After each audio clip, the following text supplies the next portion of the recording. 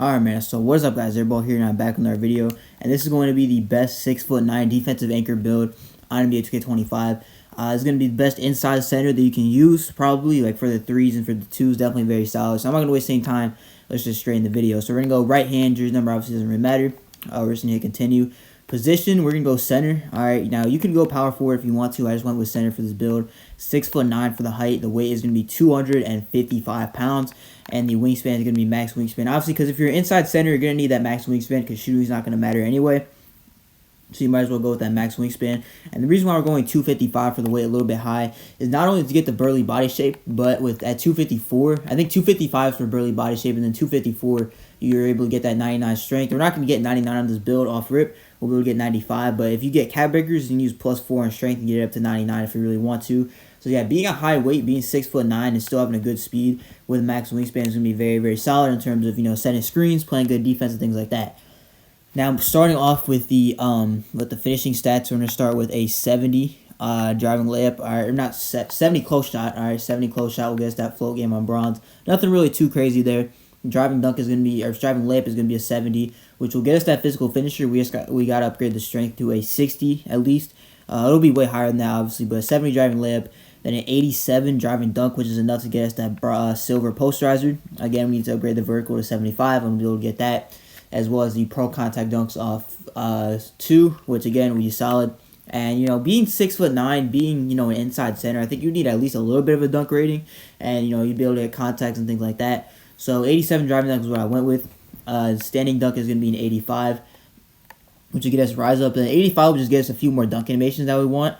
You're not, like, if you get 90, that's cool, you can get rise up, but honestly, I wouldn't really go for it because you don't even get the elite big man contact dunks with 90 because you're 6'9", not 6'10". So I would go with the 85 standing dunk, get the animation, and then just keep it there. And the post control is going to be a 60, it's going to be tied into the strength, which will be 95. Mid-range, three-pointer is not going to matter. In fact, the mid-range is supposed to be way lower than it is. It's supposed to be at a 30. And the free throw, this is a park and stage build, I would say. I mean, it would be decent for 5s, but this for the free throw is not going to be good on this build. If you do want free throw, then definitely sacrifice some other attributes for that, because if you're going to be playing rec and things like that, having a 34 free throw is probably not going to be that great. But if you're only playing park, I know a lot of people that don't really play rec, so I would say go like low free throw if you're only playing park. But again, if you're playing rec, things like that, then maybe go up to like 60 or 70 and then just see how it is. Pass accuracy, we're going to go with a 65, which is just enough to get that break starter on bronze as well as bronze dimer. So again, it'll be solid enough. I mean, again, you're playing 3s and 2s, so, and it's just park in general, so it's not really like pass accuracy is going to matter too much.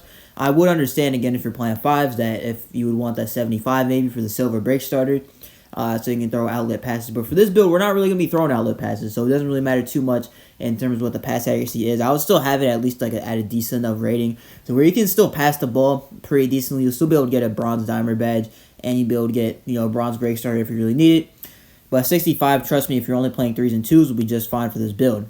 Now moving on to interior defense, is going to be 82.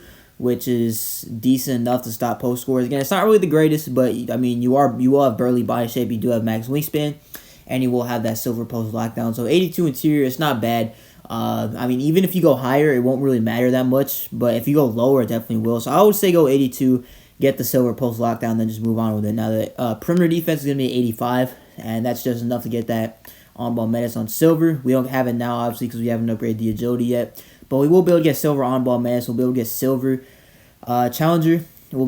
So like I said, that 85 perimeter defense is going to help out a ton when guarding, other guards on the perimeter. I mean, you will have 80 speed, so I think it'll help out a little bit, along with obviously the high perimeter.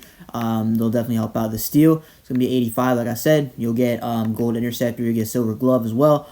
So yeah, again, it'll be solid enough.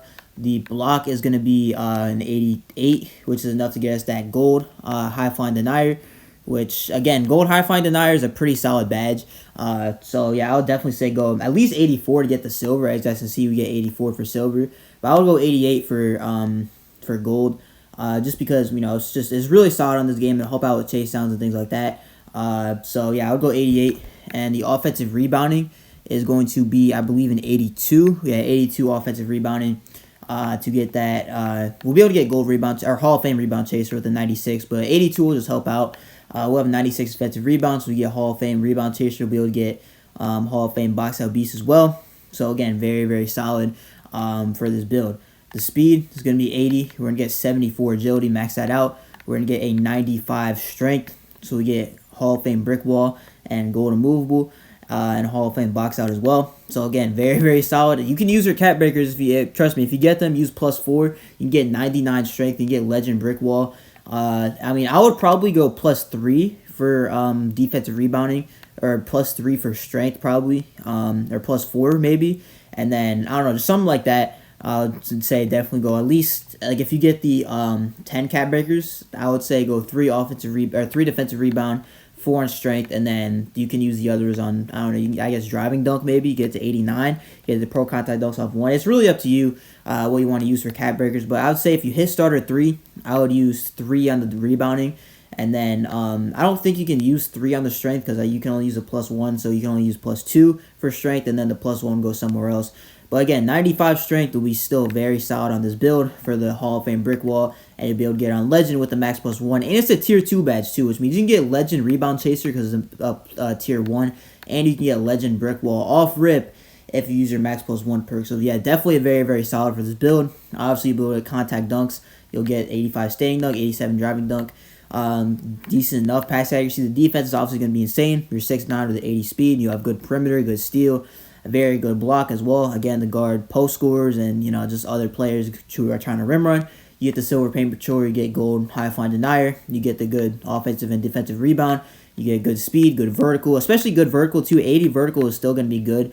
You get gold high flying denier, which is why I went with 80. And then, yeah, strength. Just everything about this build is good except for the shooting. Obviously, you won't be able to shoot on this build, and this is more, like I said, 3s and 2s type of build. You can use it for rec, but I would say using inside center for rec is kind of mid. I'm not gonna lie, because it's just kind of tough in terms of spacing the floor. Unless you got a squad, I think it could work. But if you're playing with randoms, definitely don't bring an inside center to the rec. But this is the build. It's called a defensive anchor, like I said. Shades of Ben Wallace, Clint Capella, and Robert Williams. So, I mean, look at the body shape you get off rip with this build. You'll be able to get burly, I think, burly body shape because you're 255.